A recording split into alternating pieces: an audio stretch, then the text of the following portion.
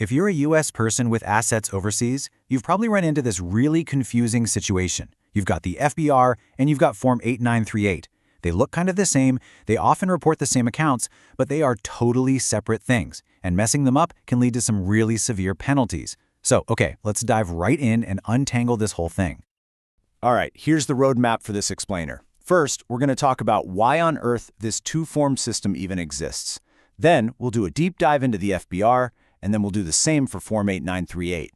After that, we'll get into a pretty tricky area, the rules for domestic entities. Then, we'll put them side by side to make it all crystal clear, and we'll wrap up with the scary part, the penalties, and the big takeaways. Okay, so the biggest question right off the bat is, why two forms? I mean, it just seems redundant, doesn't it?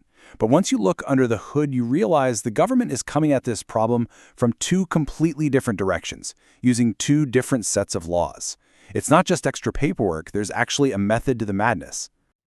So think of it like this. On one side, you have the financial cops. That's Title 31 of the U.S. Code, which is where the Bank Secrecy Act lives. Their whole job is to stop criminals, terrorists, and money launderers from moving dirty money around the globe. But then, on the other side, you've got the tax man. That's Title 26, the good old Internal Revenue Code. And their goal is much simpler. Make sure Uncle Sam gets paid his fair share on any income you're earning overseas. So you see, two totally different missions. So let's start with the older of the two, the FBAR. And you have to get this in your head. This is not a tax form. It is purely a financial intelligence tool. Its only reason for existing is to give the government a window into form accounts to spot illegal activity. Let's look at its origin story. The FBAR, which is officially called FinCEN Form 114, goes all the way back to the Bank Secrecy Act of 1970. The specific law is 31 U.S.C. Section 5314. And here's the giveaway. Look at who you file it with. It's not the IRS, it's FinCEN, the Financial Crimes Enforcement Network. I mean, the name says it all, right? This is a law enforcement thing, not a tax thing. And the trigger for filing an FBAR? It's a really simple, bright-line test. $10,000. But here's the absolute key. That's not $10,000 per account. It's the aggregate value, the total of all your foreign accounts added together. And if that total pops over 10 grand for even 1 minute on one day during the entire year, boom, you have a filing requirement. Now, this is where so many people get into trouble. Filing isn't just about who actually owns the money. The regulations lay out two completely separate tests. The first one is financial interest, which is what you'd expect. You own the account. But it's the second one, signature or other authority, that's the real trap. This means if you can, say, sign checks for your company's foreign account, or maybe you have the authority to move money for an elderly parent's account abroad, you might have to file an FBAR, even if not one penny in that account is actually yours. That's a huge one. And the definition of a U.S. person for FBAR purposes is incredibly broad. Of course, it includes U.S. citizens and residents, but look at this list. It also ropes in U.S. corporations, partnerships, trusts, and estates. The net is cast very, very wide. And just to be clear, the resident definition is tied directly to the tax code's substantial presence test, so it's a very formal definition. Okay, this is a critical point that you cannot forget. The FBAR is filed completely on its own, totally separate from your tax return. You have to go to a specific government website, the BSA E-Filing system, run by FinCEN, and file it there. Let me be really clear. Attaching Form 8938 to your taxes does not satisfy your FBAR requirement. They are two different things filed in two different places. All right, let's totally switch gears now. We've covered the financial crime side. Now let's talk about the tax compliance side. Form 8938. This form is way newer. It came into being with the FATCA law back in 2010. So, Form 8938 comes straight out of the Internal Revenue Code, specifically Section 6038D. And unlike the FBAR, its whole purpose is to help the IRS make sure U.S. taxpayers are reporting and paying tax on income from their foreign assets.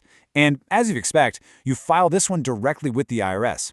In fact, it's an attachment that goes right along with your annual tax return, your Form 1040. Okay, you can immediately see a huge difference from the FBAR's simple $10,000 rule. The filing thresholds for Form 8938 are way higher, and they're also a lot more complicated. For a single person living in the U.S., you have to file if your assets are worth more than $50,000 on the last day of the year, or if they hit more than $75,000 at any point during the year. And for married couples filing jointly, you just double those numbers. Now, Congress understood that U.S. citizens living abroad are going to naturally have more foreign assets, for daily life. So the thresholds for them are much, much higher. For a single person abroad, the numbers jump to $200,000 at year-end or $300,000 at any time. And for a married couple abroad, it's a whopping $400,000 or $600,000. And here is another absolutely massive difference from the FBAR. Form 8938 is not just about accounts. The law calls the reportable items specified foreign financial assets. It's a way broader category. So yeah, it includes bank accounts, but it also includes things like stock you own directly in a foreign company, your ownership interest in a foreign partnership, or even things like a foreign pension or life insurance policy. It goes way beyond just a simple bank account. Now, for the most part, we've been talking about individuals, but Form 8938 has this advanced technical set of rules that can actually force a U.S.-based company or U.S. trust to file the form. And this is an area that can really trip people up. Okay, so the regulations define something called a specified domestic entity. And they say it's a U.S. entity that was formed or availed of for holding foreign assets. Now, formed for is pretty obvious, but availed of, what does that mean? Well, it's a little vague, but luckily the rules give us a really specific test to figure it out. So here's how it works. It's a two-part test, and you have to meet both parts. First, the entity has to be closely held, which means one U.S. individual owns at least 80% of it. Second, the entity has to be mostly passive. This means either at least 50% of its income is passive income, like dividends or interest, or at least 50% of its assets are the kind that produce passive income. If your domestic entity checks both of those boxes, it has to file a Form 8938. Phew! Okay, we have been deep in the weeds on both of these forms, so now let's pull back up to 30,000 feet and put them side by side. This is where it's all going to come together, and the differences will really pop. So, at the end of the day, what are the absolute critical must-know differences between these two forms? This is what it all boils down to. Let's break it down, feature by feature. This table really says it all, doesn't it? You can see the clear divide. Form 8938 is pure tax law. Title 26 filed with the IRS. The FBAR is all about financial crime prevention. Title 31 filed with FinCEN. And look at the what's reported and key trigger rows. The FBAR is just for financial accounts, but its filing trigger includes that tricky signature authority rule. Form 8938, on the other hand, only cares about your ownership interest, but it makes you report a much wider range of assets. Look, knowing the rules is important, but understanding the consequences of breaking them, that's what really focuses the mind. The penalty systems for these two forms are separate, they are very severe, and they are enforced by two different parts of the government. This really drives home the point.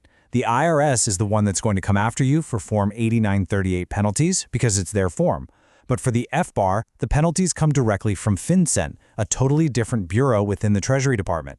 So you could be in trouble with two different agencies for what feels like the same mistake. And the penalties themselves, they're night and day. For Form 8938, it starts with a $10,000 penalty just for not filing. But the FBAR penalties, they can be absolutely devastating. For a non-willful mistake, thanks to the Supreme Court case Bitner v. United States, the penalty is per report you failed to file, not per account. But if the government decides you acted willfully, the penalty can be the greater of about $165,000 or a jaw-dropping 50% of the balance in your accounts. Think about that. 50%. That can wipe people out. So what's the ultimate takeaway here? It's simple. These are two separate filings born from two separate laws with two separate goals. Filing one does not, and I repeat, does not take care of the other. But you have to wonder, with foreign banks now automatically sending so much data to the IRS, is this two-track system really sustainable? Or are we slowly but surely heading towards a future where there's just one single unified report for all foreign assets? It's definitely something to think about.